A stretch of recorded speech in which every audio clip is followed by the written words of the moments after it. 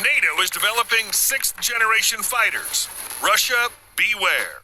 The confrontation and contradictions between the West and the East are becoming more and more acute every day, and the war in Ukraine is only the beginning of a global conflict.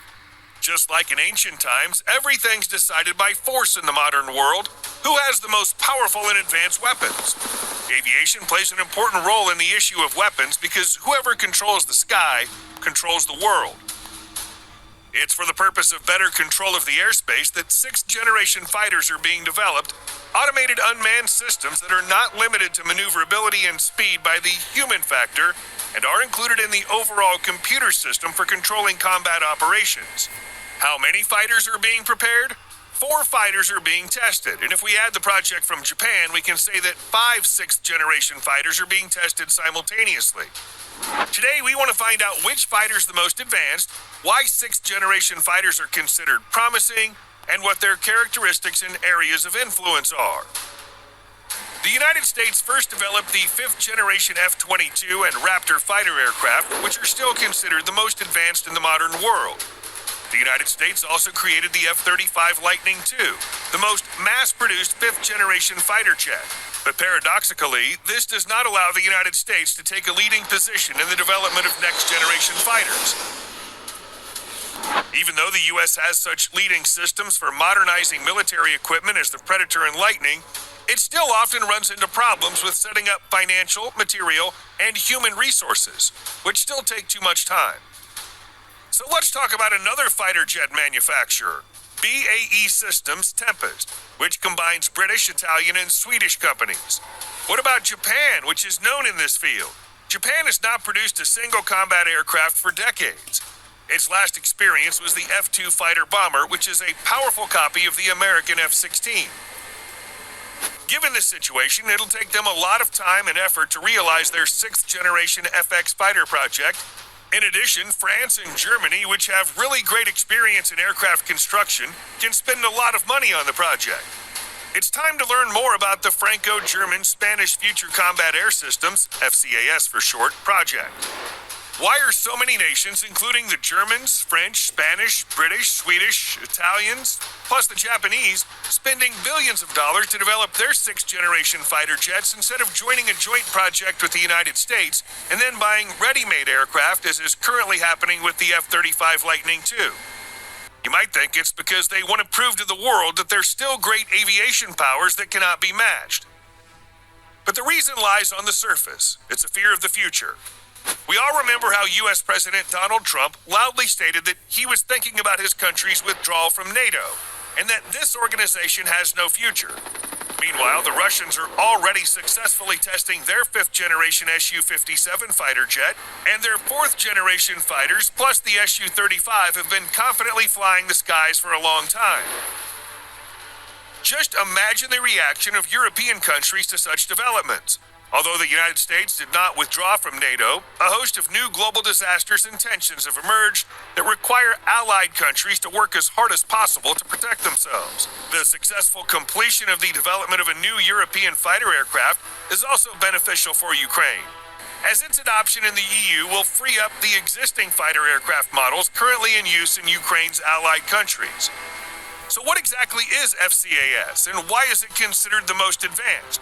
It's because the dynamics of its development are impressive. The work on the project of the Franco-German next-generation fighter began after French Defense Minister Florence Parly and then German Defense Minister Ursula von der Leyen signed an agreement in April 2018 within the framework of the Future Air Combat System, FACS. Thus, already in 2018, on October 23rd, at the Euronaval 2018 exhibition in Paris, the French company Dassault Aviation presented its own development of a 6th-generation fighter. The appearance of model resembled a cross between the American F-22 and the Russian Su-57. A huge privilege of these fighters was the announcement that they are unmanned systems, which, according to the French, will improve and make them better than the American F-35 and F-22 fighters. Over time, other participants began to join the project. Thus, on February 15, 2019, Spain joined the project. It's planned that the aircraft, which will replace the French Dassault Rafale and Eurofighter Typhoon, will be jointly developed by Airbus and Dassault Aviation. The project budget is almost 100 billion euros, and both companies will participate in the development of the aircraft with a 50% share. Then at the Le Bourget Air Show, which opened on June 17, 2019, a model of a completely different machine, similar to the YF-23 prototype, was shown.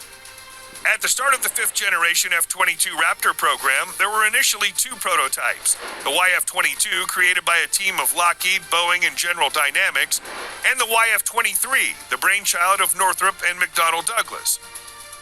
The YF-22 won the competition. However, the YF-23 won over the future F-22 Raptor in terms of the key requirement of providing supersonic cruising speed without using an afterburner.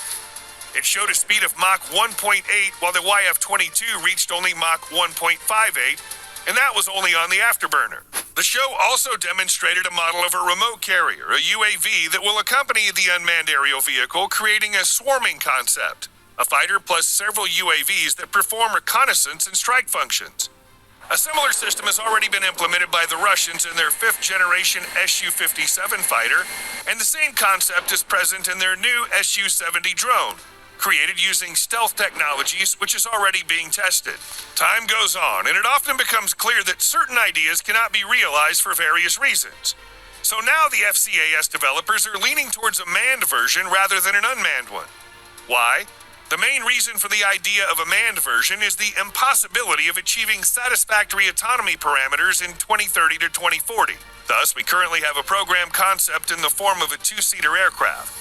The crew of a manned aircraft includes a pilot and a drone swarm operator.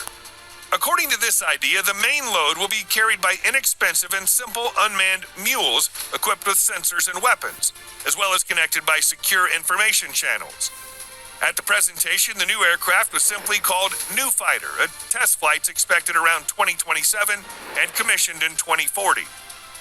An important advantage of the new fighter jet should be the new ISR, Intelligence, Surveillance, Reconnaissance System.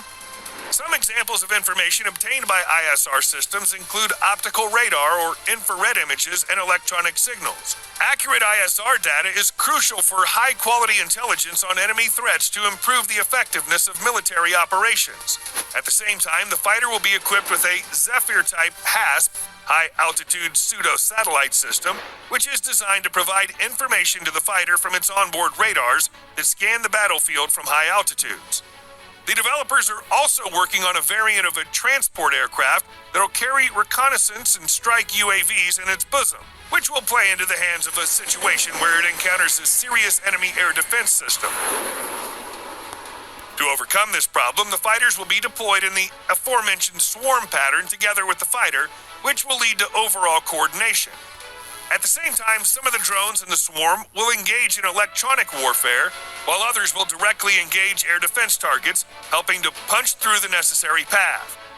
An A330-based long-range radar detection and control aircraft was also added, which in this case plays the role of an Astrobus-based satellite signal repeater. The French company Safran, the German company MTU Aero, and ITP, which is the Spanish subsidiary of Rolls-Royce, are negotiating the development of the engine for FCAS. Safran will design and integrate the engine as well as build the combustion chamber, high-pressure turbine, and afterburner. In turn, MTU Aero engines will build the low and high-pressure compressors and the low-pressure turbine. The Aerospace Embedded Solutions joint venture, which includes Safran and MTU specialists, will create an electronic engine control system. The engine plays a role in providing the aircraft with cruising speed. The advantages of this aircraft in the form of low visibility, advanced maneuverability, cruising speed, and the presence of sensor drones ahead are clear, but what about weapons? It's planned to use hypersonic air-to-air missiles developed under the French ASN-4G project as the main weapon. According to the plans, the drones will carry laser-guided aerial bombs similar to the American GBU-53 munitions.